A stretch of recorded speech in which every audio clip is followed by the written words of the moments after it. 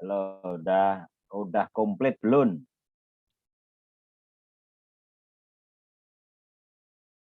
Belum Pak, sepertinya. Waalaikumsalam. Belum komplit, Pak. Waalaikumsalam warahmatullahi. Belum komplit masih yang kelompok 2 tinggal siapa tuh? Nurul sudah ada, Fajar sudah ada, Fadli sudah ada, Soleh masih naik Ada. motor. Iya. Atta udah ada. Udah pada makan belum? Aman, Pak. Udah. Aman.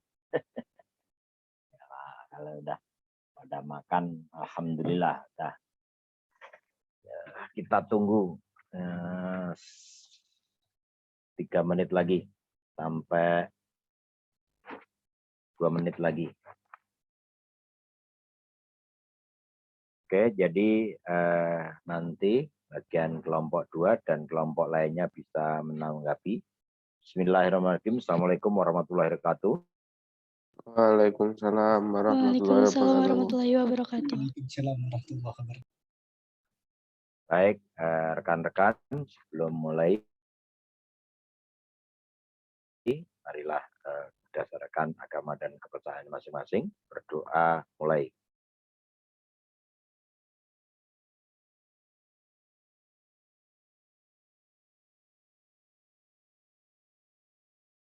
Berdoa selesai. Oke, terima kasih. Jadi hari ini kita akan diskusi terkait Pancasila sebagai falsafah negara yang akan disampaikan oleh kelompok 2, dan nanti kita harapkan diskusi ini akan lebih hidup ya. Kelompok lain baik kelompok 3, kelompok 1 maupun kelompok 4 dan kelompok 5 silahkan menanggapi, silahkan bertanya, silahkan melengkapi. Jadi kemarin kelompok 1 sudah bagus. Perlu kita ketahui besok adalah hari lahirnya Pancasila ya. Jadi pas banget nih malam ini mata kuliah Pancasila besok lahir. Jadi hari ini digodok besok lahir ya. Ini salah satu yang luar biasa, jarang ketemu saya ngajar malam lahirnya Pancasila. Nah, coba kalau kita perhatikan ya mulai dari 1 Juni 1945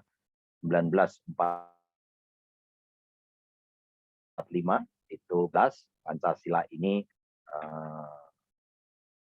ditetapkan ya, tanggal 1 Juni sebagai hari lahir Pancasila. Nah, pasti ada bertanya-tanya kalau lahir ada ibunya kan gitu kan ya.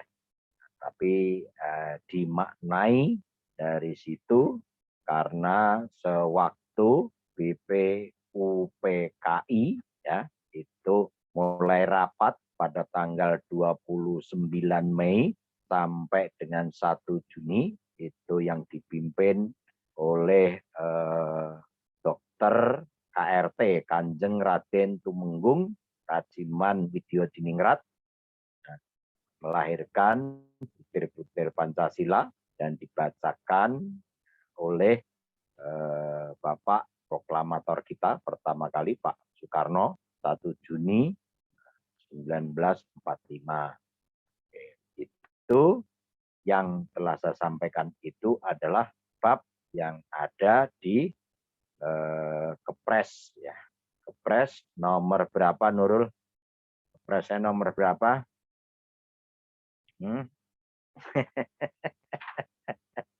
Kepresnya nomor berapa, Fajar? Keputusan Presiden nomor berapa ya? 24, Pak. Ya, tadi siang saya kirim.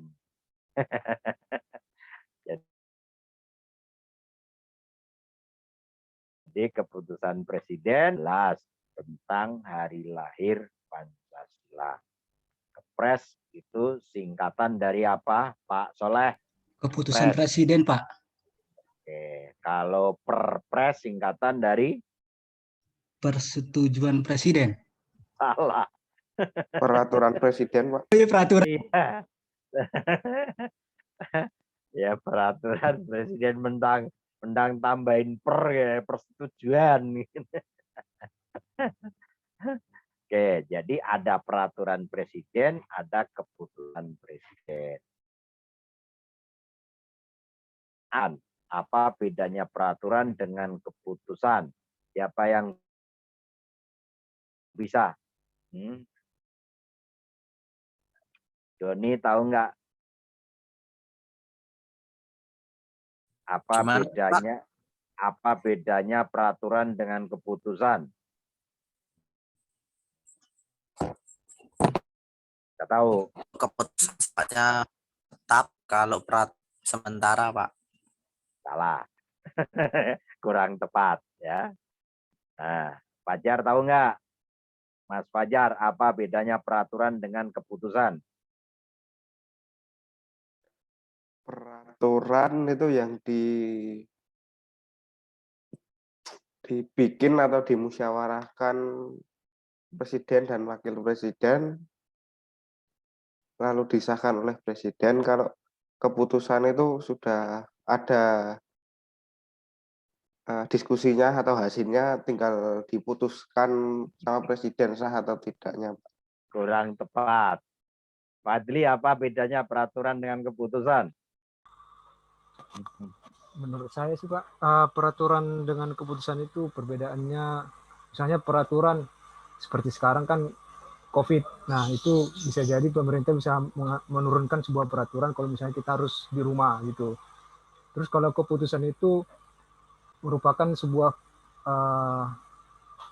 hasil yang misalnya ada sebuah kejadian dan itu harus segera diatasi, dan itu mungkin bisa dibuat putusan presiden gitu Pak. Kurang tepat. Sebetulnya udah bagus sih, tapi kurang tepat. Tinggi udah gabung belum tuh? Apa yang ada wajahnya? Biar tahu nanti kalau ditanya, halo Mas Ingge. Nah, nyimak enggak tadi? Obrolan teman-teman tadi, ya kan? Tadi ada keputusan Presiden nomor 24 2016 itu tentang hari lahir Pancasila, ada peraturan Presiden contohnya. Saya ingin tanya nih, apa bedanya peraturan dengan keputusan? Kalau peraturan mungkin dibuat bersama untuk bersama, kalau keputusan mungkin hasil apa ya? Sesuatu Pak yang memutuskannya. Saya udah pakai peci nih, jarang ngajar pakai peci. Kurang tepat. Itu hampir mirip jawabannya si Fajar. Siapa lagi nih? Mungkin takut ada yang bisa. Ayo yang bisa, angkat tangan. Ada yang kira-kira Nurul apa? Tahu nggak? Kalau menurutnya Nurul, kalau keputusan itu instrumen hukum yang isinya itu keputusan yang khusus gitu loh Pak, bersifat khusus dan terbatas. Kalau peraturan itu instrumen hukum yang sifatnya umum, menyeluruh gitu, mengikat tapi untuk umum. Hampir tepat. Nah, kalau tadi kurang tepat, hampir tepat. Baru hampir nih. Siapa yang bisa melengkapi? Jadi nanti kalau ditanya, kalau sudah lulus sarjana, biarpun bukan orang hukum, ya, karena dosennya itu orang hukum, ya, kalau tanya dosennya Pancasila siapa? Pak Sugeng, itu orang hukum. Ya. Jadi sudah tolong diingat betul, ini pelajaran ini kalau kuliah itu kurang lebih S1 4 tahun, S2 2 tahun, S3 5 tahun. Berarti berapa itu? Nah, ya 12 tahun. Jadi peraturan itu tadi bersifat umum, kata Nurul betul-betul. Peraturan bersifat umum. Tetapi kalau keputusan itu bersifat konkret, individual, dan final. Nah, ya. Jadi sifatnya adalah konkret, individual, dan final. Nah, untuk membedakan apa? Nah, siapa yang tahu? Itu baru perbedaan bahasa. Bersifat umum itu peraturan, kalau keputusan itu konkret, final, ya, konkret, final, individual. Jadi kalau keputusan biasanya ada diktum 1, 2, 3, ya kan? Putusan contohnya, kalau Anda lihat tadi yang saya kirim,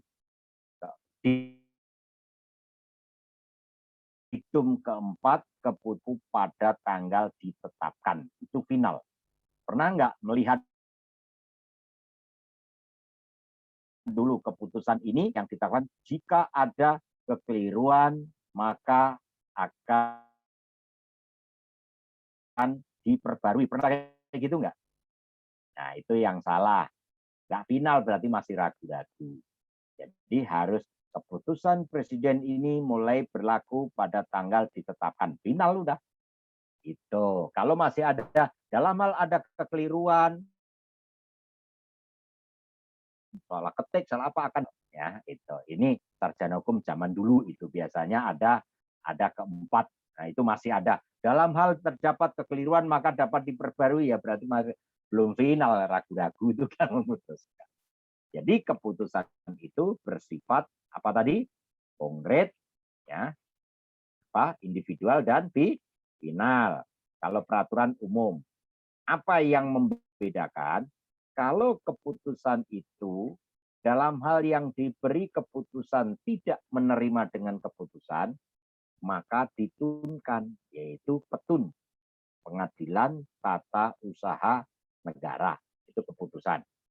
Tapi kalau peraturan, jika ya, umum masyarakat menganggap peraturan tersebut adalah melanggar, ya, melanggar etika, norma, hukum, dan seterusnya, melanggar peraturan perundang-undang di atasnya, maka diajukan judicial review ke Mahkamah Agung.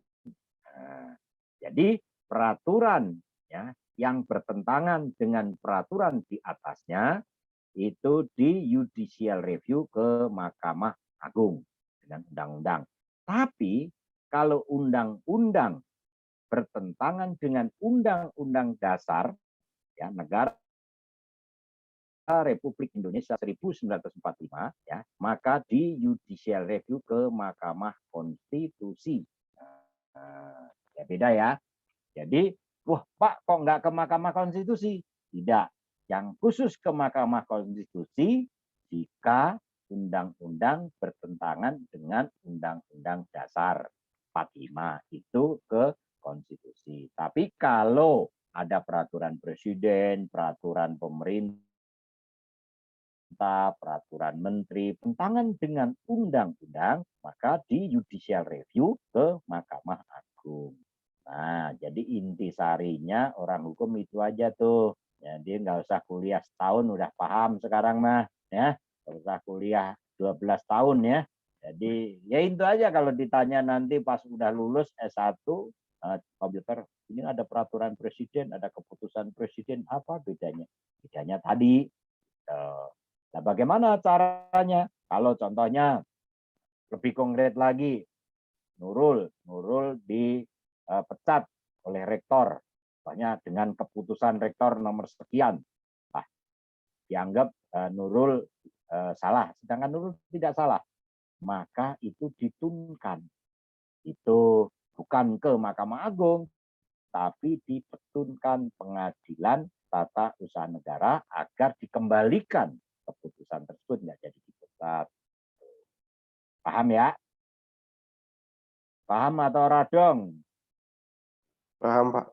Nah, gitu. Jadi jangan dikit-dikit ke Mahkamah Agung, beda itu. Tapi kalau si Fajar contohnya ada perda di Kulon Progo, hidup orang banyak, ya, dengan undang-undang, maka si Fajar dapat mengajukan judicial review ke Mahkamah Agung. Contohnya pasal ini dan seterusnya. Kemarin ada yang nanya siapa yang aliran kepercayaan kok nggak boleh, itu bertentangan. ateis nggak boleh. Nah, kan aliran kepercayaan udah sah juga oleh MK kan, boleh.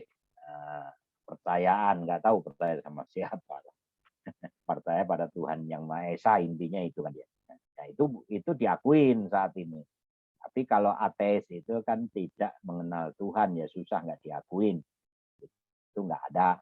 Itu boleh. Oke, sambil menunggu kok masih sedikit, tapi karena waktu berjalan terus, silakan Mas Fajar mulai. Siapa sebagai ini, sebagai keynote-nya, sebagai pembawa acaranya? Saya, Pak. Baik, lanjut.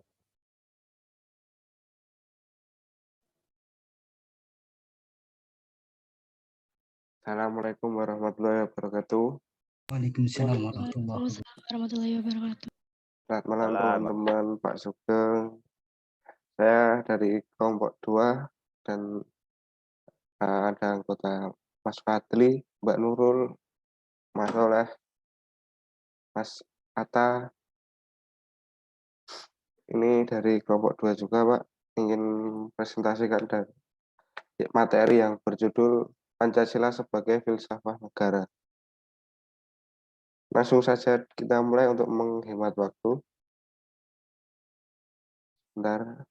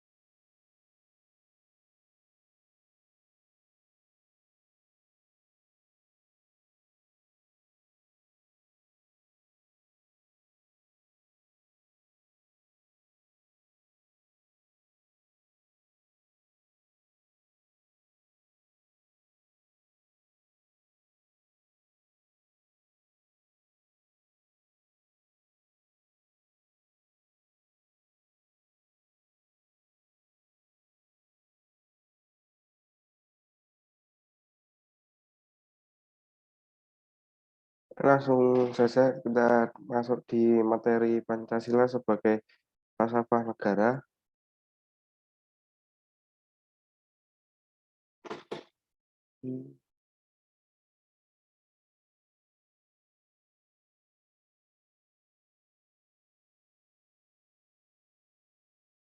Bentar, Pak, nggak bisa di next, Pak.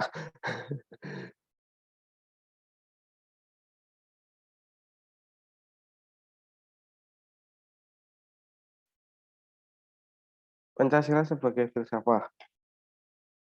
Materi yang pertama di sini filsafah Pancasila. Refleksi kritis dan rasional tentang Pancasila sebagai dasar negara dan kenyataan budaya bangsa, dengan tujuan untuk mendapatkan pokok-pokok pengertian yang mendasar dan menyeluruh. Pancasila dikatakan sebagai filsafat karena Pancasila merupakan hasil perenungan jiwa yang mendalam yang dilakukan oleh the founding father kita yang dituangkan dalam suatu sistem. Menurut Ruslan Abdul Ghani, the founding system father itu seperti para pendahulu kita atau pahlawan yang merumuskan rumusan Pancasila.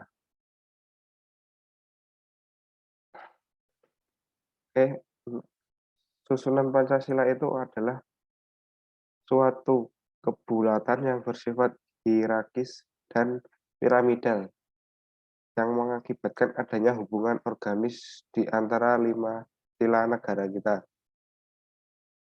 5 sila karena Pancasila ada 5 sila.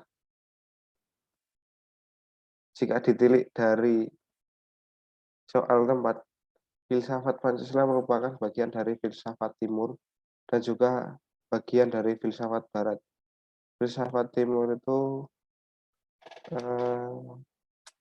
dari bagian Indonesia di bagian timurnya yang dijadikan satu, dan bagian baratnya untuk mencari jalan tengahnya seperti itu.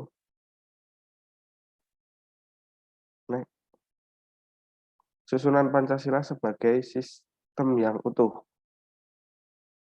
Sila pertama meliputi, mendasari, dan menjiwai sila 2, 3, 4, 5.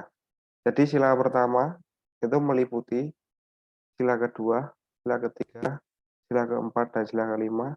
Dan juga sila pertama mendasari sila kedua, 3, 4, dan 5, dan seterusnya. Sila kedua diliputi, didasari, dijiwai sila pertama, dan mendasari dan menjiwai sila 3, 4, dan 5. Di sini harus lebih diteliti lagi ya, kalau yang di sila pertama itu meliputi, mendasari, dan menjiwai sila kedua. Kalau sila kedua itu meliputi, didasari, dijiwai sila pertama. Tuh. Selanjutnya sila ketiga diliputi, didasari, dijiwai sila kedua, dan didasari dan dijiwai sila 4 dan 5. Jadi untuk sila ketiga ini diliputi dan didasari, dijiwai oleh sila kedua, dan mendasari dan menjiwai sila 4 dan 5. Selanjutnya untuk sila 4 itu diliputi, didasari, dijiwai dari sila ketiga, dan mendasari, menjiwai sila kelima. Untuk sila kelima sendiri itu diliputi, didasari, dijiwai sila 1, 2, 3, 4, dan 5. Di sini kalau untuk sila kelima itu diliputi, didasari, dan dijiwai sila 1, 2, 3, dan 4. Inti sila-sila Pancasila, Tuhan sebagai penyebab utama dan utama di atas segala sebab-sebab lainnya. Manusia itu makhluk individu dan makhluk sosial. Rakyat sebagai unsur mutlak negara harus bekerja sama dan bergotong royong.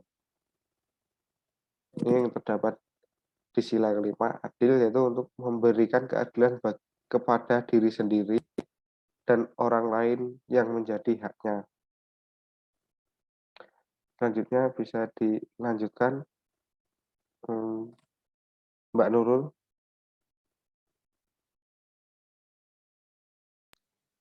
Bismillahirrahmanirrahim.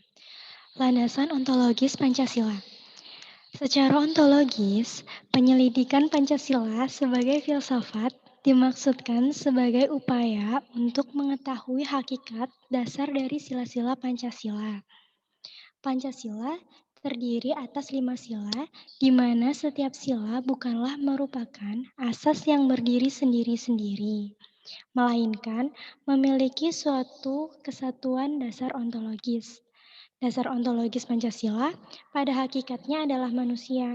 Subjek pendukung pokok dari sila-sila Pancasila adalah manusia.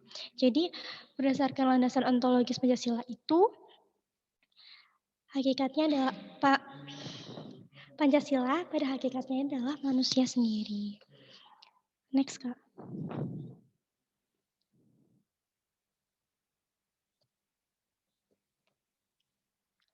Hakikat manusia sebagai ontologis Pancasila, yang berketuhanan yang Maha Esa, yang berkemanusiaan yang adil dan beradab, yang berpersatuan, yang berkerakyatan, yang dipimpin oleh hikmat kebijaksanaan dalam permusyawaratan perwakilan, serta yang berkeadilan sosial pada hakikatnya adalah manusia. Manusia sebagai pendukung pokok sila-sila Pancasila secara ontologis memiliki hal-hal yang mutlak, yaitu berdiri atas susunan kodrat, raga, dan jiwa, jasmani dan rohani. Sifat kodrat manusia adalah sebagai makhluk individu dan makhluk sosial, serta sebagai makhluk pribadi dan makhluk Tuhan yang Maha Esa. Maka secara hierarkis, sila pertama mendasari dan menjiwai sila-sila Pancasila lainnya. Berdasarkan Noto Nagoro pada tahun 1975, itu apa itu? Atau boleh 53, kali 53, ya itulah.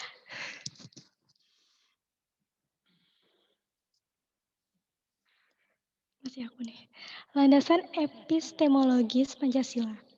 Sumber pengetahuan Pancasila adalah nilai-nilai yang ada bangsa Indonesia sendiri. Sebagai suatu sistem pengetahuan, Pancasila memiliki susunan yang bersifat formal logis, baik dalam susunan Pancasila maupun arti dari setiap sila. Susunan sila bersifat hierarkis, piramidal, di mana sila pertama menjiwai 4 sila berikutnya dan seterusnya. Sesuai sila pertama, epistemologi Pancasila mengakui kebenaran wahyu yang bersifat mutlak sebagai tingkat kebenaran yang paling tinggi. Dalam sila ketiga, keempat, dan kelima, epistemologi Pancasila mengakui kebenaran konsensus atau manusia sebagai makhluk individu dan makhluk sosial. Baik, selanjutnya disampaikan oleh Mas Esa. Mas Esa hadir. Mas Atta. Baik, Mas Fadli. Oh ya, Oh ya, disambung ya Mas. baik, siap. Nah, untuk selanjutnya landasan landasan aksiologis Pancasila. Yang pertama itu adalah nilai dasar.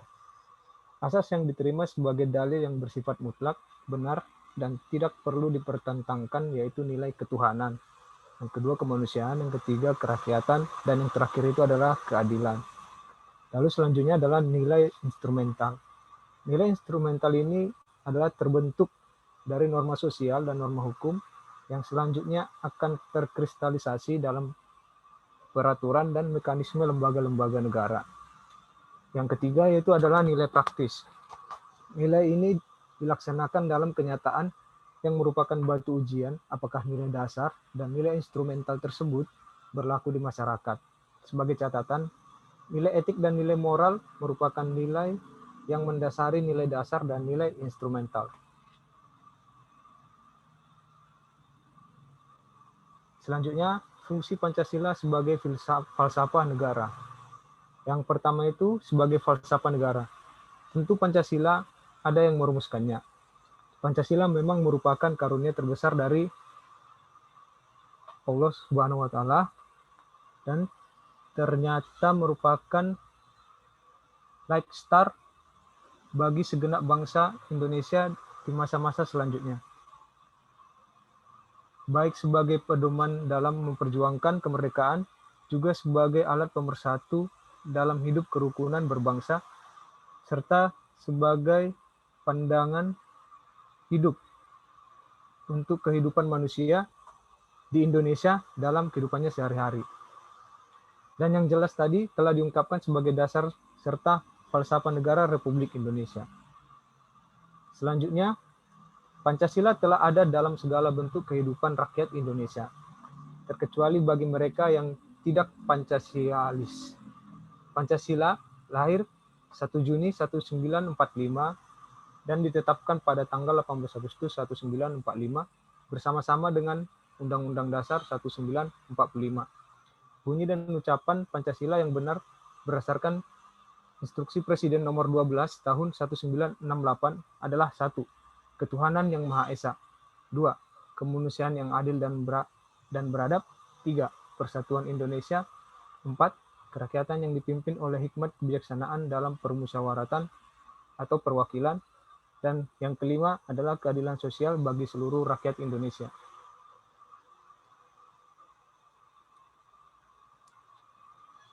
Pancasila berasal dari kata panca yang artinya 5 dan sila yang artinya dasar.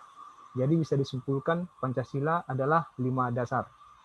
Perkataan Pancasila mula-mula terdapat dalam perpustakaan Buddha, yaitu dalam kitab Tripitaka, di mana dalam ajaran Buddha tersebut terdapat suatu ajaran moral untuk mencapai nirwana atau surga melalui Pancasila yang isinya 5J.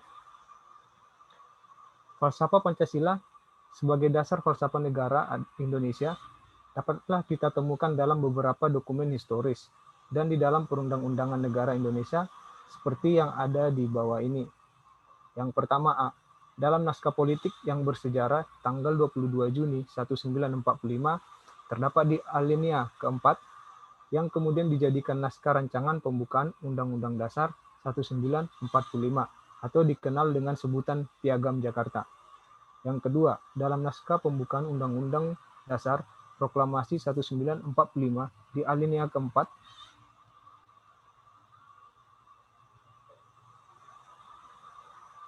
terus yang ketiga, dalam Mukadimah Konstitusi Republik Indonesia Serikat atau yang disingkat dengan RIS, yaitu yang diselenggarakan pada tanggal 27 Desember tahun 1945 yang berada di alinea keempat. D. Dalam Mukadimah Undang-Undang Dasar Sementara Republik Indonesia atau disebut UUDS RI tanggal 17 Agustus 1950. E. Di kalangan masyarakat Indonesia sekarang ini mengenai perumusan dan tata urutan Pancasila yang tercantum dalam dokumen historis dan perundang-undangan negara tersebut di atas adalah agak berlainan, tetapi inti dan fundamennya adalah tetap sama. Selanjutnya akan dilanjutkan Mas Atta. Mas Atta hadir? Mas Atta? Pak Soleh hadir? Hadir. Dilanjutkan ya Pak. Baik, Pak.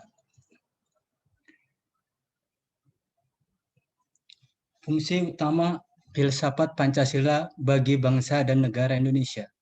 A. Dasar negara kita, Republik Indonesia, merupakan sumber dari segala sumber hukum yang berlaku di negara kita. B. Pandangan hidup bangsa Indonesia yang dapat dipersatukan serta memberi petunjuk dalam masyarakat yang beraneka ragam sifatnya. C. Jiwa dan kepribadian bangsa karena Pancasila memberikan corak yang khas kepada bangsa Indonesia dan tak dapat dipisahkan dari bangsa Indonesia serta merupakan ciri khas yang dapat membedakan bangsa Indonesia dari bangsa yang lain. C. Jiwa kepribadian bangsa Indonesia karena Pancasila memberikan langsung yang D, Pak, maaf. Yang D, terdapat kemungkinan bahwa tiap-tiap sila secara terlepas dari yang lain bersifat universal, yang juga dimiliki bangsa-bangsa lain di dunia ini, akan tetapi kelima sila yang merupakan satu kesatuan yang tidak terpisahkan itulah yang menjadi ciri khas bangsa Indonesia. Tujuan yang akan dicapai oleh bangsa Indonesia yakni suatu masyarakat yang adil dan makmur, yang merata material dan spiritual berdasarkan Pancasila di dalam wadah negara kesatuan Republik Indonesia yang merdeka, berdaulat, bersatu dan berkedaulatan rakyat dalam suasana F. Kehidupan bangsa yang aman, tentram, tertib dan dinamis serta dalam lingkungan pergaulan dunia yang merdeka, bersahabat, tertib dan damai. Yang G. Perjanjian Luhur Rakyat Indonesia yang disetujui oleh wakil-wakil rakyat Indonesia menjelang dan sesudah proklamasi kemerdekaan yang kita junjung tinggi, bukan sekedar karena ia ditemukan kembali dari kandungan kepribadian dan cita-cita bangsa Indonesia yang terpendam sejak berabad-abad tahun yang lalu, melainkan karena Pancasila itu telah mampu membuktikan kebenarannya setelah diuji oleh sejarah perjuangan bangsa. Bukti Pancasila sebagai falsafah negara. Bukti yang menyatakan falsafah Pancasila digunakan sebagai dasar falsafah negara yaitu 1. Naskah pidato Insinyur Soekarno tanggal 1 Juni 1945. Kedua, naskah politik bersejarah tanggal 22 Juni 1945 alinea keempat yang kemudian dijadikan naskah rancangan pembukaan Undang-Undang Dasar 1945 ataupun sering disebut Piagam Jakarta. Naskah 3. Naskah pembukaan Undang-Undang Dasar Proklamasi 1945 alinea keempat. Yang keempat, Mukadimah Konstitusi Republik Indonesia Serikat atau disingkat RIS pada tanggal 27 Desember 1945 alinea keempat. Yang kelima, Mukadimah Undang-Undang Dasar Sementara Republik Indonesia tanggal 17 Agustus 1950. Yang keenam, pembukaan Undang-Undang Dasar 1945 alinea keempat setelah Dekret Presiden RI tanggal 5 Juli 1959. Lanjut.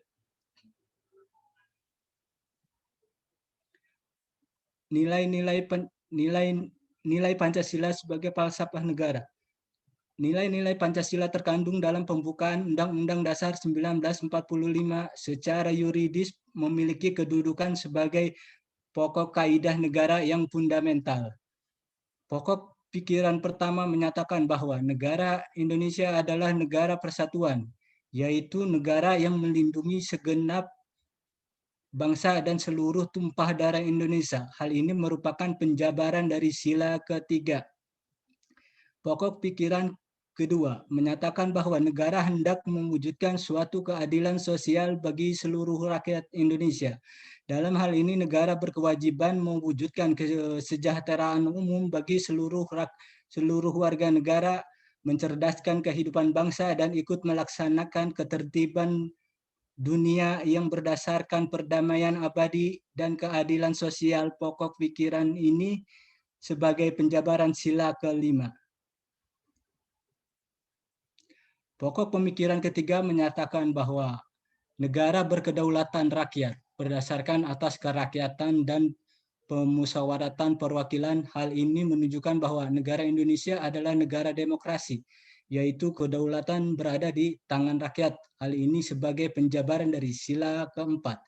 Pokok pikiran yang keempat menyatakan bahwa negara berdasarkan atas ketuhanan yang Maha Esa menurut dasar kemanusiaan yang adil dan beradab. Hal ini mengandung arti bahwa negara menjunjung tinggi keberadaan semua agama malam pergaulan, menjunjung tinggi keberadaan semua agama malam pergaulan hidup bangsa. Hal ini merupakan penjabaran dari sila pertama dan kedua. Lanjut, Pak Fajar. Lanjutnya dilanjutkan Mas Atta. Mas Atta hadir. Ya, dilanjutkan Mas.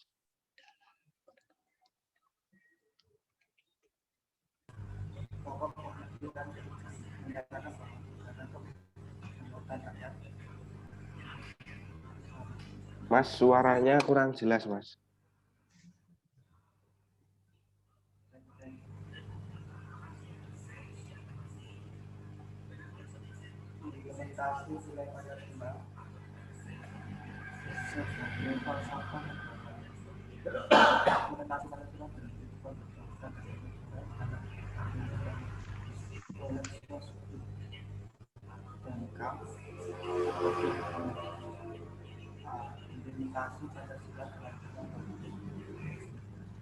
Pembangunan dan pengembangan politik harus mengikuti dasar ontologis manusia. Sebab secara kenyataan disebut bahwa manusia adalah sebagai subjek negara. Karena kehidupan politik harus benar-benar merealisasikan tujuan mengingatkan yang implementasi Pancasila dalam bidang ekonomi. Di dalam dunia ekonomi terdapat istilah yang kuat, yang benar sehingga lanjutnya perkembangan ekonomi mengarah pada persaingan bebas dan dalam mewujudkan kualitas kemanusiaan.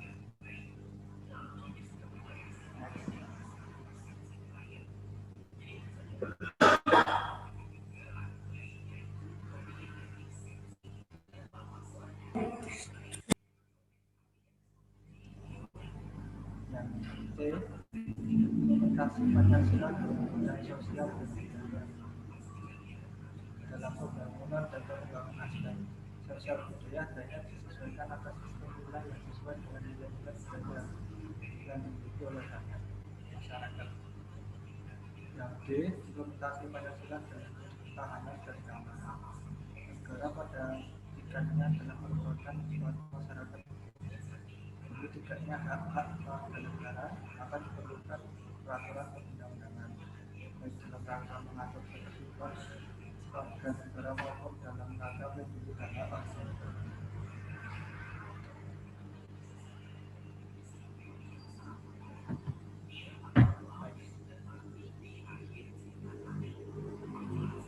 Baik, terima kasih Mas Anta.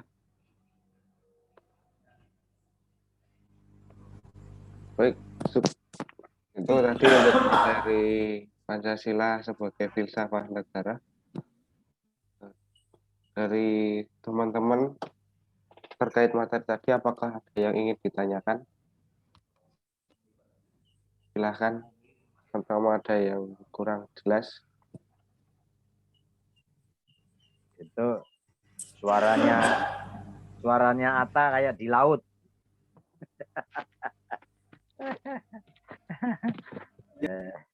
Kelihatannya speaker baru dia. Nah, itu bisa sekarang tuh. Jernih tuh. Oke, silakan. Oh, handsetnya. Ya, besok minta handset Mbak Nurul tuh banyak di sana. Oke, Saya mau tanya, silakan. Pak. Silakan Mas Joni. Silakan. Halo Mas Fajar dan teman-teman. Iya, halo. Assalamualaikum warahmatullahi wabarakatuh. Salam. Saya mau bertanya tentang ini Pak, Mas. Ciri-ciri filsafat timur dan barat itu apa? Terus dalam konteks kehidupan berbangsa dan bernegara itu adakah contohnya, Mas? Seperti itu pertanyaannya. Terima kasih. Bisa diulangin lagi, Pak? Ya, sebentar, ono iklan pesawat. Ciri-ciri filsafat timur dan barat, terus bagaimana dalam konteks kehidupan berbangsa dan bernegara. Seperti itu, Mas. Jadi filsafat timur dan barat itu konteksnya dalam kehidupan berbangsa dan bernegara, kira-kira apa, Mas, gitu, Mas. Saya mau tanya itu. Terima kasih. Baik, terima kasih Pak Doni. Pertanyaannya saya tampung dulu. Untuk yang lain,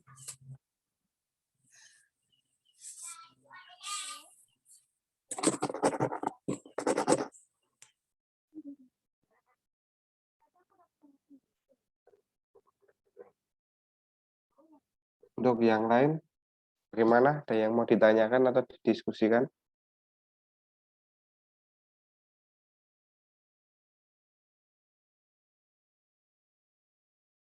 Ya, bantuin yang lainnya. Ada yang bertanya lain, silakan.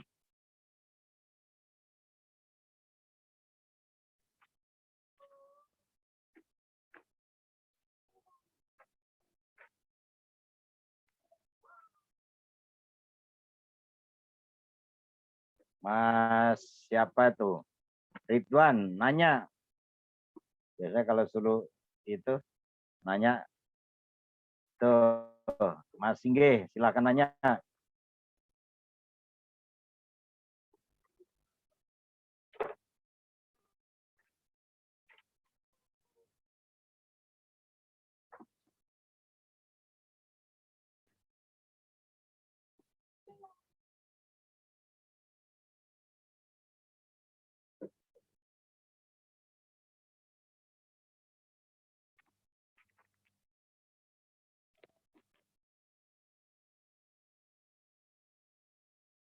Halo, tes. Ayo, silakan.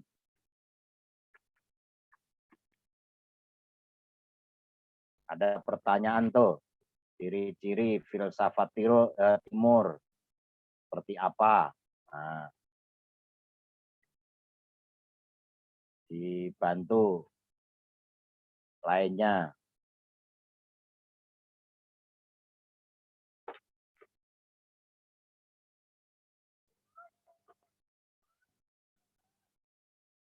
Dedek, saya lagi ngajar.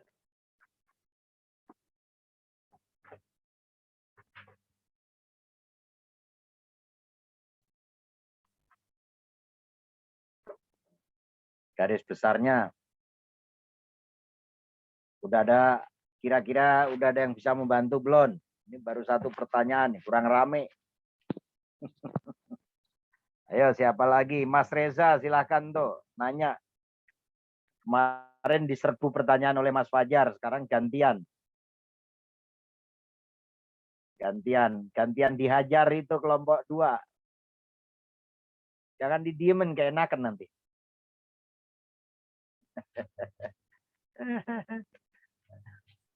Searching dulu. Oh, tak kira udah tidur ya nganggo searching segala. Ya kalau emang HP bisa di searching ya.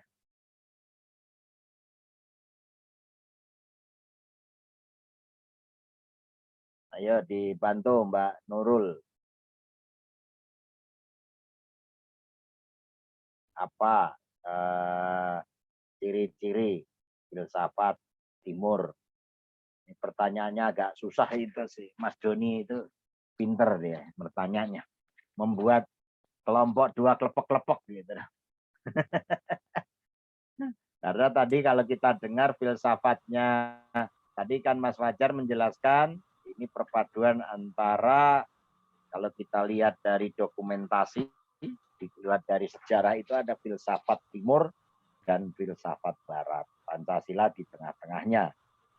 Nah itu apa? Nah, kalau orang timur itu, contoh nih, wah orang Indonesia itu kan orang timur, kan gitu kan. Apa itu maksudnya orang timur? Nah, itu sebetulnya udah bisa kejawab. Pertanyaan Mas Doni udah bisa kejawab. Bahwa orang timur itu apa sih yang disebut, kenapa orang Indonesia disebut orang timur? Bukan Timur Leste, bukan Indonesia bagian timur, bukan. Maksud orang timur itu tadi filsafatnya. Kalau timur karena Papua, nanti di bawahnya sebelah Papua masih ada Jepang. Masih ada Cina. Kalau kita lihat peta, itulah kenapa Indonesia sering disebut kita sebagai bangsa timur. Apa itu? Pandangannya seperti apa? Nyerah belum kira-kira? Belum, Pak. Saya, Pak. Ya, silakan Mas Fadli. Jadi kenapa? Masuk kelompok 2 ya, nomor 3 Mas Fadli ini urutannya. Silakan.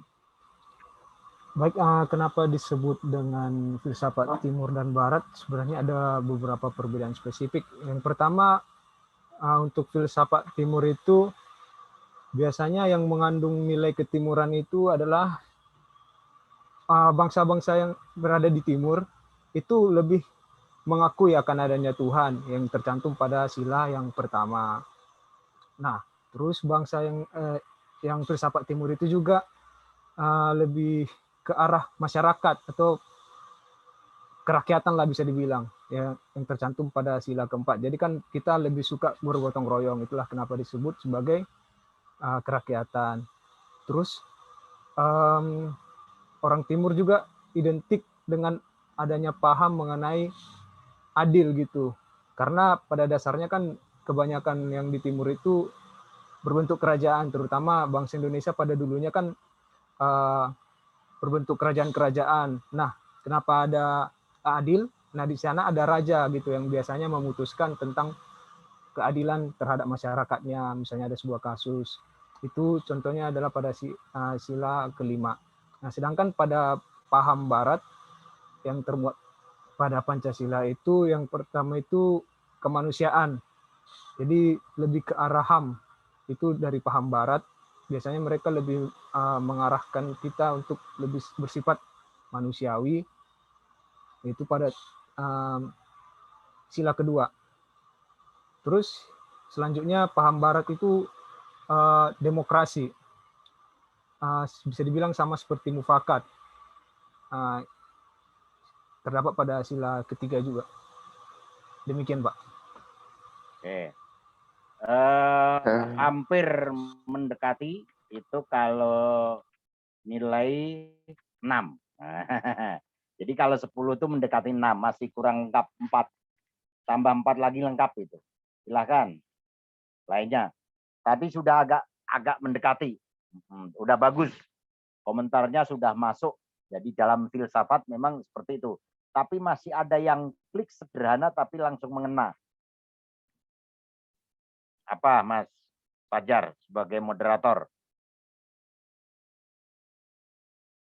Menyerah belum, Badan?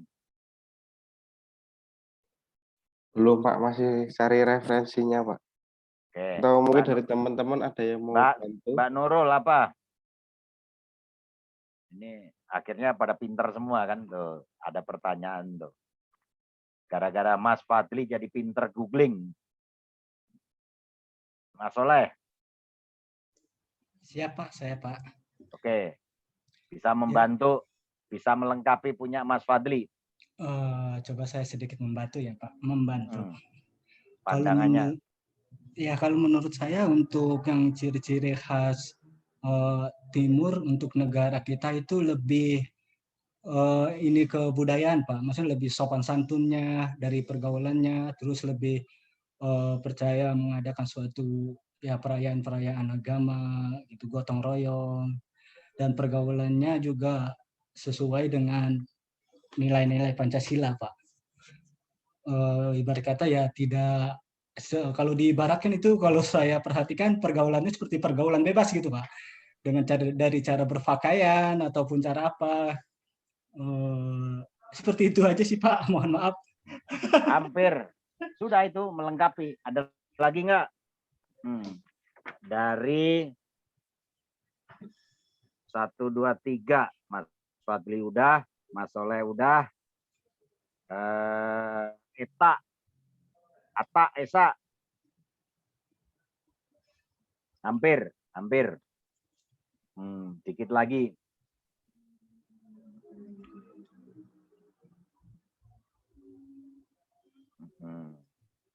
Jadi jangan dilihat dari kelakuan sekarang, jangan dilihat dari mensosnya orang barat sekarang, jangan dilihat dari seolah-olah perjuangan orang barat sekarang. Tapi ini yang ditanyakan Mas Doni adalah ciri-ciri filsafat.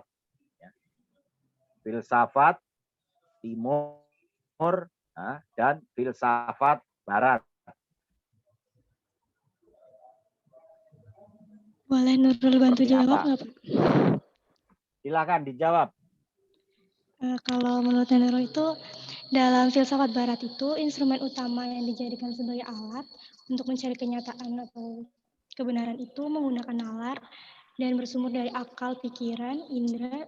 Pencariannya juga luas, terus bersifat mendalam. Sorry, tadi anak saya lagi nangis. Lanjut, gimana Mbak Nurul? Diulang lagi nih, Pak. Ya, tadi ulang lagi coba. Kalau menurut Nurul itu dalam filsafat Barat, instrumen utama yang dijadikan sebagai alat untuk mencari kenyataan atau suatu kebenaran itu menggunakan nalar, Pak, bersumber dari akal, pikiran, dan indera, juga bersifat mendalam. Terus juga berdasarkan pengamatan empiris. Berbeda sama filsafat Timur, lebih mengandalkan hati atau kolbu. Itu dari Timur atau dari Barat? Kalau yang berdasarkan nalar itu dari Barat. Kalau yang berdasarkan Timur itu berdasarkan dari hati, Pak. Jadi lebih ke perasaan. Kalau Barat itu lebih ke logika. Mencari apa kalau dari Barat?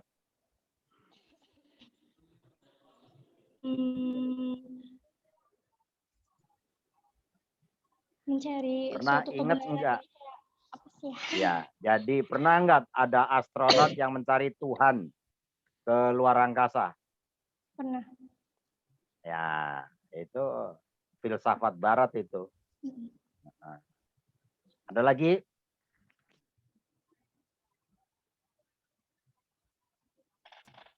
Ya, mau menambahkan untuk filsafat bagian timur itu mereka lebih menekankan pada institusi dan juga pada batin ya, spiritual dan mistisnya berdasarkan hal, maka orang mempercayai bahwa dengan memiliki jiwa yang baik, maka mereka akan mempercayai kebijaksanaan dan kebajikan di dalam hidupnya. Jika itu kalau untuk filsafat bagian barat, mereka lebih apa itu namanya? Condong pada keadaan masyarakat sekitar serta pada ilmu pengetahuannya. Maka kenapa orang barat itu lebih bisa dikatakan smart gitu. Terima kasih. Oke, jadi Mas Fadli, Mas Soleh, Mas Fajar, Mbak Nurul itu saling melengkapi. Jadi jawabannya seperti itu. Mas Doni, kira-kira bisa diterima? Sudah Pak. Mungkin Ya. nanti ya ditambahkan dari Pak Sugeng apabila tadi yang saya sampaikan terkait konteks kehidupan bangsa dan negaranya yang mungkin belum ada Pak contohnya gitu. Nah, tambahin tuh contohnya. Jadi kalau dari filsafatnya sudah tepat. Artinya kalau dari dua kata, filsafat timur itu dengan menggunakan hati, ya, dengan menggunakan hati, ya. Kalau filsafat barat tidak menggunakan hati. Nah, itu kalau kita jabarkan ya dua buku, ya. Jadi pakai kolbu kalau timur. Makanya tadi Mas Fadli, filsafat timur itu ada budaya, ada agama, ada religi. Dulu di barat nggak ada. Dan seperti itu dia mencari kebenaran.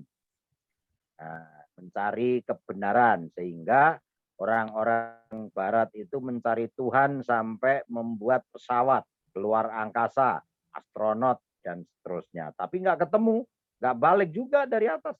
Ada yang balik dia nggak ketemu, Tuhan nggak ada di atas sana, katanya begitu. Nah, ya. Jadi karena Tuhan itu agama itu dari timur semua lahirnya itu. Dari timur itu Asia Timur, mulai dari ya Cina, Tiongkok, kemudian Jepang, mulai dari Mesir, mulai dari Palestina, Israel, dari kebanyakan dari sana. Nah, itu. Jadi kalau kita perhatikan ya filsafatnya kalau dari timur itu dengan hati, itu tertinggi tuh. Pandangan hati itu tertinggi kolbu. Nah, itu baru dijabarkan tadi oleh Mbak Nurul, ada akal, ada indera, kemudian ada apa ya? Ada kebenaran terkandung di dalam kolbu setelah yakin kan. Tapi kalau filsafat barat itu instrumen utamanya itu mencari kenyataan kebenaran sebenar-benarnya. Nah, makanya setelah ada agama, ya, kemudian seperti Galileo itu, dia di ahli filsafat sampai dibunuh itu karena dia tidak sesuai dengan kenyataan. Nah, dia menggunakan nalar kalau orang Barat ini. Jadi mencari kebenaran adalah menggunakan nalar yang bersumber dari akal pikiran juga, tetapi dia pakai penalaran. Nah, pencarian yang radikal, yang luas dan mendalam dari filsafat Barat, ya, yang dimana menggunakan akal pikiran dengan pengamatan empiris. Jadi yang sampaikan Mbak Nurul itu benar dengan pengataan empiris. Berbeda dengan filsafat timur mengandalkan hati, kolbu, ya, pandangan hati mengenai posisinya seperti apa. Tapi semua itu disangkutan dengan kebudayaan. Jadi dalam budaya timur, ya, makanya kalau kita disebut pandangan sebagai kenyataan negara, orang timur itu sopan santun. Sebetulnya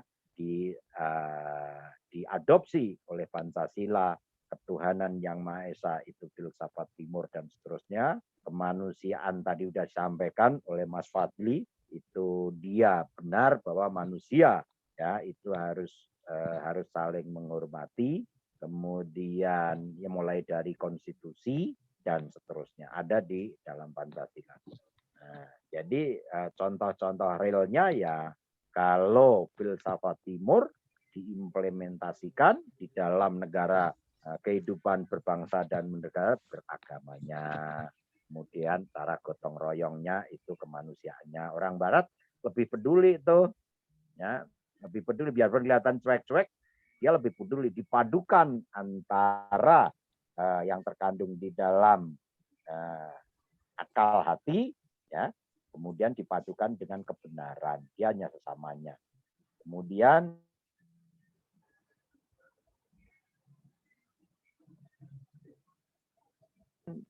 dia keadilan itu utama. Tapi dengan perkembangan zaman itu seperti apa? Itu bisa digali dengan saat ini itu. Adab tadi, adab. Jadi perilaku tadi udah benar kenyataannya perilaku. Karena kalau bicara filsafat timur itu banyak beradab. Adab itu anggah ungguh berupa norma. Jadi ilmu, aturan. Norma itu aturan ya. Jadi biarpun bukan orang hukum, rekan-rekan itu harus tahu itu ada norma. Penormaan itu aturan yang disepakati oleh pembuat atau oleh kita semua, itu norma. Ya. Itu norma itu isinya ya mengikat, melarang, sanksi. Itu norma itu. Kemudian kalau kita lihat adabnya saat ini, ya mohon maaf, ya sekarang memang kalau kita lihat, wah orang Barat lebih rasional kan begitu. Itu menurut dia. Tapi kalau menurut agama ya, ya mohon maaf, seperti tadi kemarin disinggung tentang LGBT. Kalau di Barat biasa, laki sama laki biasa kan begitu. Itu kan nggak boleh. Itu adabnya kan nggak bagus kan. Jadi apa ya? Banyak contoh-contohnya. Mungkin si Mas Fajar bisa memberikan contoh kepada Mas Doni terkait implementasinya yang di negara kita ini. Gitu. Jadi kalau dikupas banyak sekali, silahkan. Ya, contohnya filsafat timur digunakan di Indonesia itu seperti apa tadi? Ada agama. Agama itu semua sama. Artinya mengatur yang baik-baik. Nggak ada agama mengatur yang jelek. Itu yang sederhananya. Ya kan? Seperti itu. Kemudian budaya. Budaya itu yang baik-baik. Nggak ada budaya jelek. Jadi kalau ada orang, mohon maaf, budaya kayak LGBT itu budaya bukan. Kan gitu. Budaya itu kan cipta karsa, kemudian diterima oleh masyarakat. Contohnya ciptaan oleh sekelompok orang atau seseorang, kemudian tidak diterima masyarakat, itu bukan budaya. Bukan budaya. Karena budaya itu syaratnya setelah diciptakan, ya, setelah diakui, masyarakat itu otomatis mengakui dan mengikuti, itu budaya. Nah, orang bilang korupsi, budaya korupsi. Orang menganggap itu budaya karena kebiasaan hampir itu dilakukan oleh seluruh pejabat, karena hampir, kata-kata hampir seluruhnya, ya. Jadi yang jadi pejabat itu hampir seluruhnya ya, kecuali yang tidak ya. Jadi kecuali yang tidak. Nah itu anggap karena diterima oleh masyarakat sebagian besar, maka dianggap budaya. Sebenarnya bukan budaya. Ya. Ya, karena diawali dengan cipta, karsa, cipta, ciptaannya karsa dirasa dalam hati, diterima oleh masyarakat, itu menjadi budaya. Ya. Wah Pak, kok budaya di Barat? Karena ini akademisi ya, nggak boleh. Istilahnya akademisi itu, wah Pak Sugeng jorok, bukan. Akademisi itu mengupas kebenaran. Kok di Brasil istilahnya orang nari bugil-bugil, hanya pakai celana dalam, hanya pakai pakaian dalam. Itu apakah budaya? Orang sana itu nerima, itu ya budaya. Ya, kan itu budayanya orang sana, bukan budayanya orang Indonesia. Coba orang Papua, Pak, orang Papua pakai apa itu namanya? Koteka, kemudian hanya pakai rumput-rumput. Wah, itu orang diterima oleh masyarakat. Ya, kan begitu. Nah, jadi tidak bisa suatu budaya itu pasti diterima dulu. Nah, contohnya sih Mas Doni membuat suatu tarian, tapi tarian tersebut setelah dibuat, dirancang, diterima oleh masyarakat. Nah, jadi budaya. Nanti bisa ditiru banyak orang, anggaplah budaya. Gitu. Contohnya sekarang nih, apa ya yang implementasi lainnya?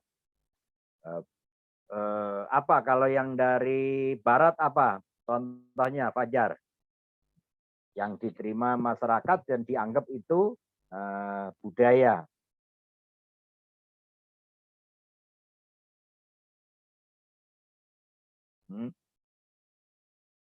Tadi budaya Barat itu sebetulnya mencari kebenaran. Kalau di kita ada mencari kebenaran yang terimplementasi, yaitu keadilan yang sebenar-benarnya. Makanya di situ secara hukum muncul sekarang ada undang-undang, ada macam-macam, sehingga dicari seadil-adilnya. Ya pakai nanti kalau bicara mengenai hukum ada aglosagon, ada common law, ada apa ya dasain dasolemnya itu dicari. Jadi apa yang menjadi kenyataan dan yang akan terjadi, ya dasainnya itu dicari. Ada lagi? Pertanyaan selanjutnya, coba tanya Reza, kepada Reza ada nggak Reza? Ini yang tanya aja saya kasih nilai. Ini ada daftar nilainya loh. Dikirain saya nggak ikut. Pak. Ya silakan tanya tuh. Kemarin suaranya bagus tuh kayak tadi ditiru suaranya sama Nurul tuh pakai speakernya. Silakan Mas. Silakan tanya tuh sama Fajar tuh. Ya, Pak, lagi disiapin dulu, Pak ya. Pertanyaannya lagi disiapin. Oke, silakan. Tanya aja saya kasih nilai, apalagi nggak tanya.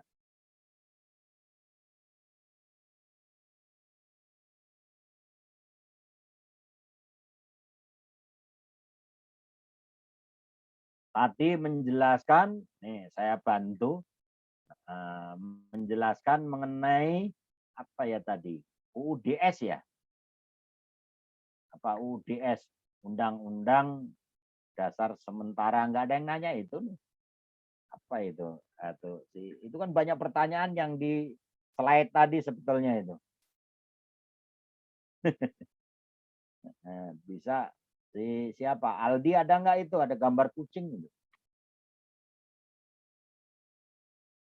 Jadi itu ada Singgih, ada Ridwan, ada Muhammad Misbah, ada Aldi, ada Abdullah.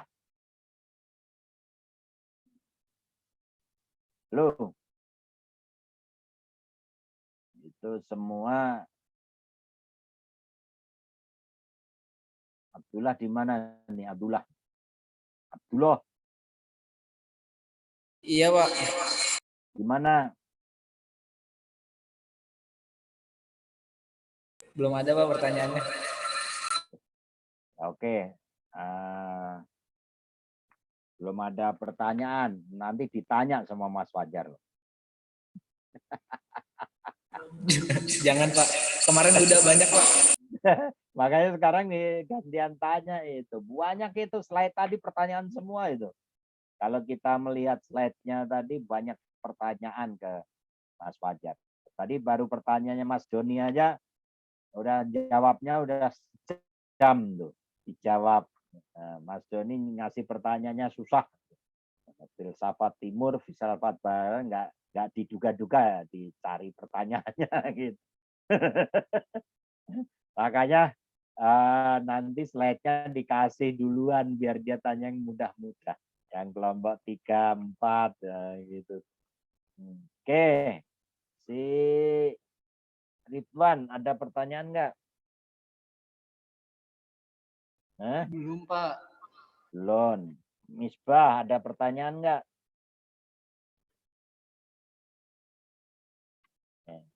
Ya, yo, malu bertanya sesat di jalan. Nah. Tuh, apa yang dimaksud Pancasila sebagai suatu sistem filsafat ditinjau dari ontologi epistemologi. Silakan. Tuh yang tanya si Mas Reza tuh. Dicek tuh epistemologisnya dan aksiologinya. Silakan dijawab.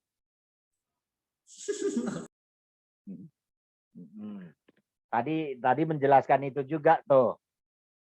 Ya, ini langsung aja ya, Mas Reza. Langsung. Ya. Saya share screen lagi terkait beberapa landasan epistemologis dan aksi.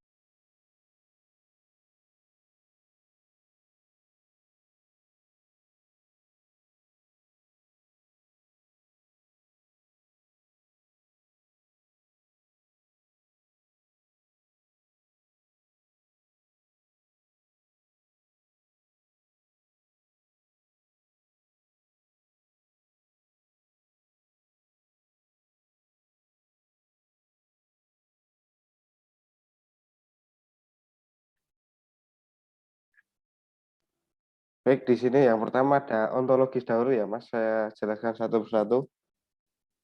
Yaitu secara ontologis, penyelidikan Pancasila sebagai filsafat dimaksudkan sebagai upaya untuk mengetahui hakikat dasar dari sila-sila Pancasila. Yang kedua, Pancasila terdiri atas 5 sila di mana setiap sila bukanlah merupakan asas yang berdiri sendiri-sendiri, melainkan memiliki satu kesatuan dasar ontologis. Dasar ontologis Pancasila pada hakikatnya adalah manusia. Subjek pendukung pokok dari sila-sila Pancasila adalah manusianya sendiri. Yaitu hakikat manusia sebagai ontologis Pancasila yang berketuhanan yang Maha Esa, yang berkemanusiaan, yang adil dan beradab, yang berpersatuan dan berkerakyatan, yang dipimpin oleh hikmat kebijaksanaan dalam permusyawaratan, perwakilan serta yang berkeadilan sosial pada hakikatnya adalah manusia juga. Manusia sebagai pendukung pokok sila-sila Pancasila sebagai ontologis memiliki hal yang mutlak, yaitu terdiri atas susunan kodrat raga dan jiwa, jasmani dan rohani. Sifat kodrat manusia adalah sebagai makhluk individu dan makhluk sosial serta sebagai makhluk pribadi dan makhluk Tuhan yang Maha Esa. Maka secara hierarkis sila pertama mendasari dan menjiwai sila-sila Pancasila yang lain. Seperti yang sudah saya jelaskan di slide sebelum ini ya. Jadi yang sila pertama itu susunan Pancasila sebagai sistem yang utuh. Itu tadi sudah saya jelaskan di slide sebelum ini. Ini untuk epistemologisnya. Sumber pengetahuan Pancasila adalah yang ada bangsa Indonesia sendiri. Sebagai suatu sistem pengetahuan, Pancasila memiliki susunan yang bersifat formal, logis, baik dalam susunan Pancasila maupun arti di setiap silanya. Susunan sila bersifat hierarkis, piramidal, di mana sila pertama menjiwai 4 sila berikutnya, dan seterusnya. Sesuai sila pertama, epistemologis Pancasila mengakui kebenaran wahyu yang bersifat mutlak sebagai tingkat kebenaran yang paling tinggi.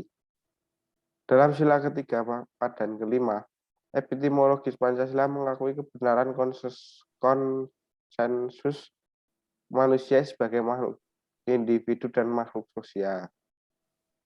Ini yang terakhir, landasan aksiologis Pancasila. Nilai dasar asas yang diterima sebagai dalil yang bersifat mutlak, benar, dan tidak perlu dipertentangkan, yaitu nilai ketuhanan, kemanusiaan, kerakyatan, dan keadilan. Nilai instrumental, nilai yang berbentuk norma sosial dan norma hukum yang selanjutnya akan terkristalisasi dalam peraturan dan mekanisme lembaga-lembaga negara. Nilai praktis, nilai yang dilaksanakan dalam pernyataan yang merupakan batu ujian apakah nilai dasar dan instrumental tersebut berlaku di masyarakat. Dengan catatan nilai etik dan nilai moral merupakan nilai yang mendasari dasar dan nilai instrumental.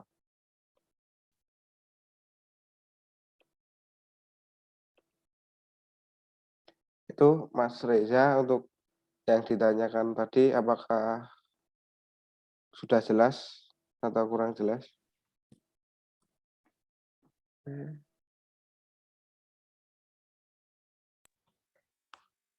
Iya, Mas. Suaranya menggema lagi. Oke. Gimana kira-kira? Jelas ya. Jadi sebetulnya sederhananya apa itu ontologi, Iya, Pak, sangat jelas, Pak. aksiologi, epistemologi. Oke, tadi ada kata-kata apa ya, UUDS ya. Ya, UUDS. Nah, ini kok enggak, siapa yang bisa menjelaskan UUDS? Tadi yang enggak tanya Abdullah tuh, bisa enggak itu? Fajar tanya tuh tentang UUDS.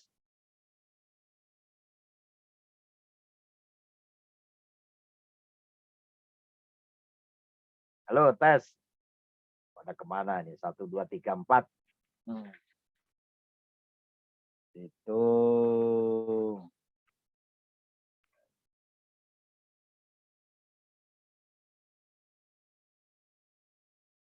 jadi untuk besok ya, kelompok 3 itu ya. Ini Leoni nggak ada. Rifki, Fatur, Salsa, Singgih. Singgih mana Singgih?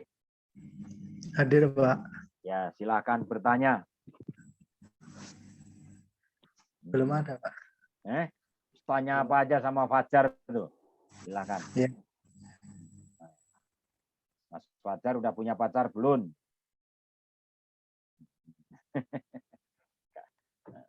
Kalau sudah punya pacar, bagaimana mengimplementasikan dengan sila Pancasila? Nah, itu harus harus tanya gitu. Ya, Mas Abdullah ada pertanyaan Abdullah? Ada nih Pak. Ya, silakan. Ini Pak, yang tadi UUDS itu, saya mau nanya latar belakangnya UUDS, terbentuknya UUDS Pak. Itu latar belakangnya seperti apa Pak? Silakan Mas Fajar dijawab. Dibantu Mbak Nurul, dibantu Fadli. Tuh ditanya tuh latar belakang terbentuknya UUDS sementara.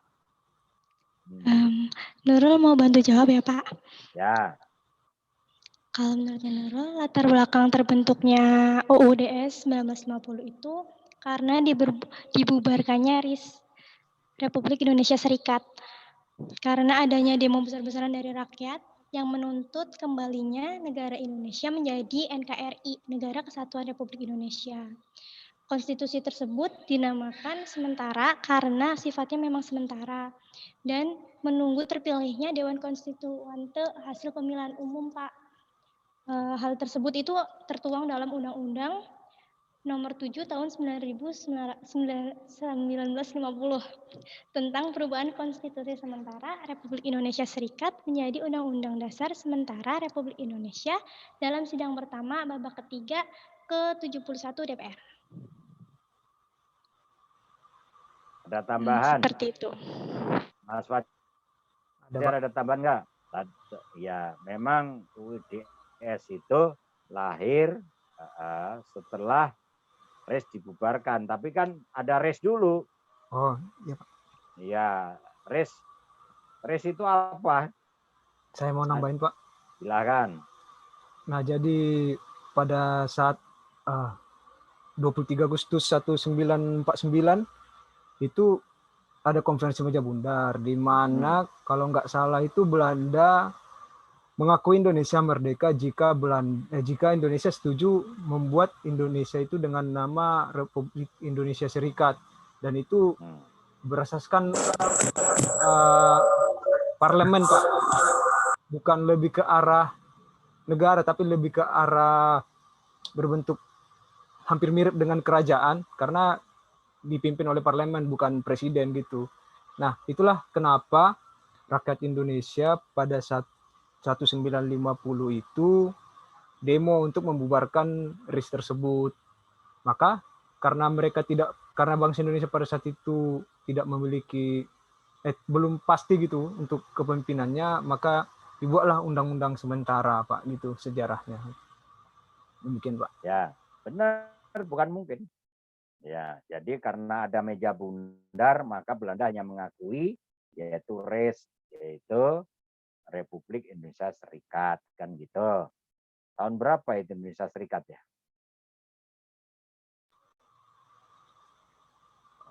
Tahun berapa? Itu 49 ya. Nah, kemudian pada tahun 50 itu RES dibubarkan. Itu kalau nggak salah 17 Agustus 1950 RES dibubarkan. Nah, di dalam RES itu ada tadi konstituante. Nah, kebetulan anggota konstituante yang masih hidup waktu itu promotor S3 saya, yaitu Profesor Dr. Sri Sumantri. Baru 2016 yang lalu beliau meninggal tuh. Jadi saya dapat pelajaran langsung anggota konstituante termuda. Waktu itu kemarin umurnya 92. Jadi dia umur termuda, udah jadi anggota konstituante. Nah, itu Profesor Dr. Sri Sumantri. Bisa dilihat di Google nanti. Itu ngajar saya. Alhamdulillah saya dapat ilmu juga dari Profesor Sri Sumantri itu.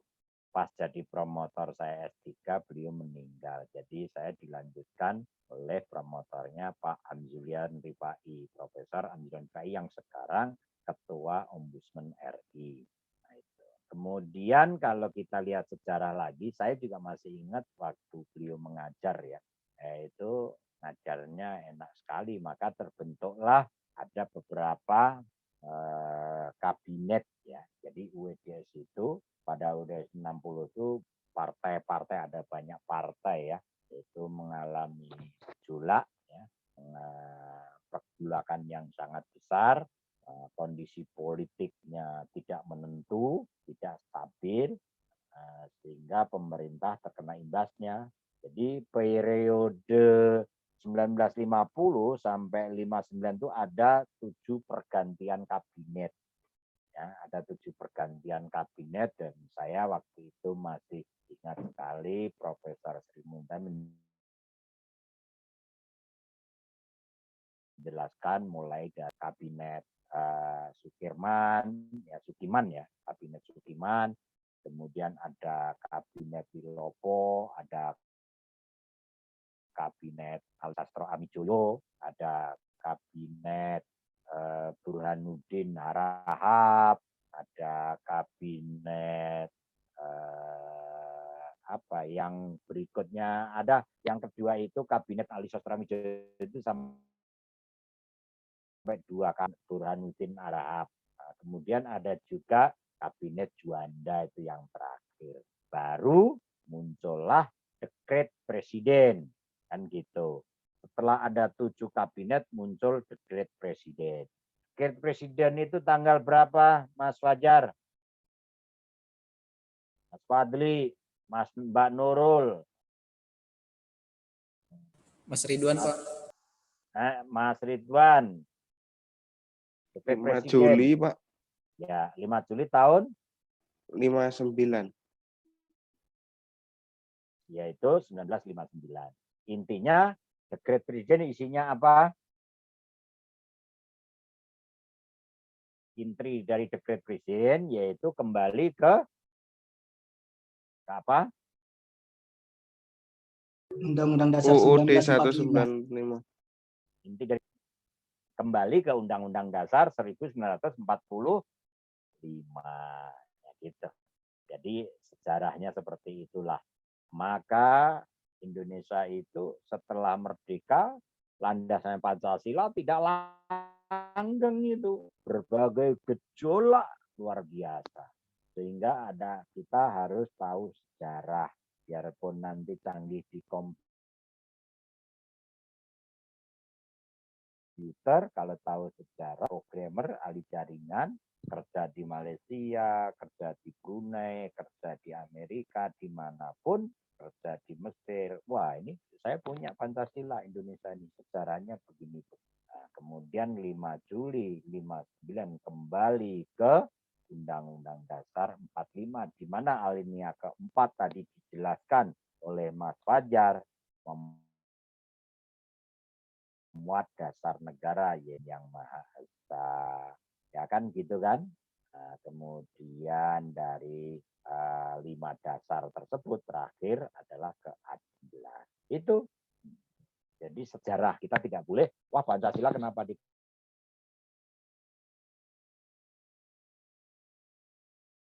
dipelajari? Orang Pancasila pada tanggal berapa, Mas Fadli? Gimana, Pak? Pancasila lahir tanggal berapa? Besok, Pak. Besok tanggal piro? Besok kan hari Selasa. 1 Juni, Pak. 1 Juni. Oke, 1 Juni.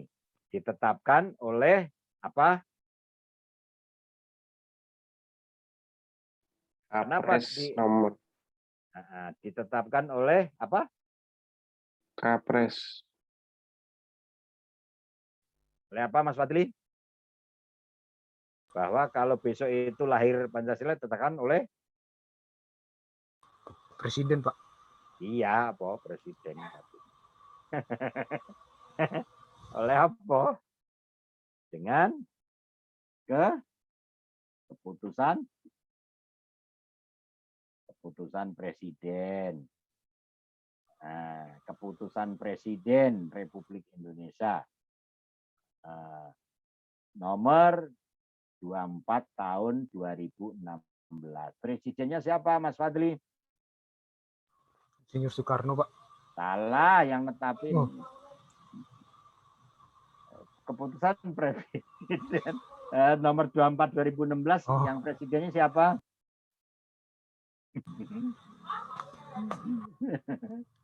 Presiden yang netapin cepet atau 2016. Lupa dia presiden, dia lupa. Wih, itu di Perpres 24 2016 yang tanda tangan siapa presidennya. Ntar nggak dapat ke honor, nggak ada. Joko Widodo, Pak. Mas Fadli lupa dengan presidennya. Jadi ditetapkan oleh presiden, yaitu Joko Widodo. Karena kenapa Joko Widodo? Karena 2016 presidennya Pak Jokowi, kan begitu ya. Oke. Nah, tanggal berapa ditetapkan, Mbak Nurul? Perpresnya?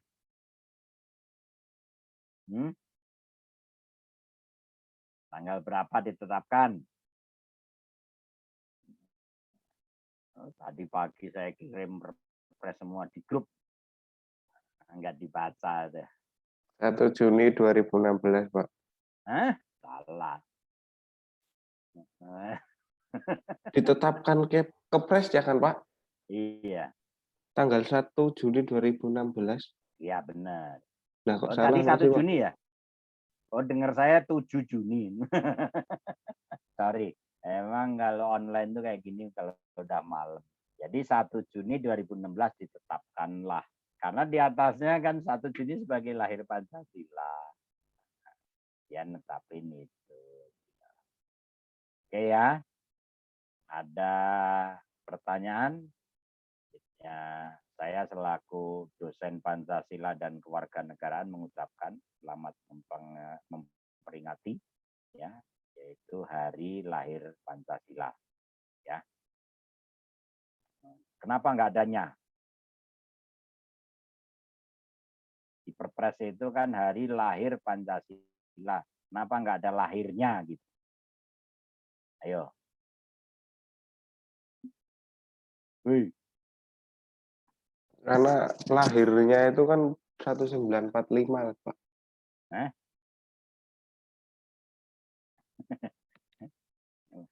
Yang benar.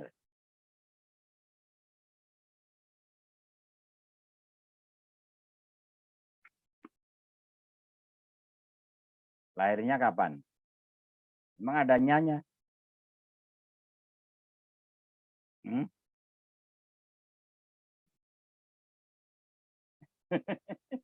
Tidak ada, Pak, karena itu sebuah rumusan pada 1 Juni 1945.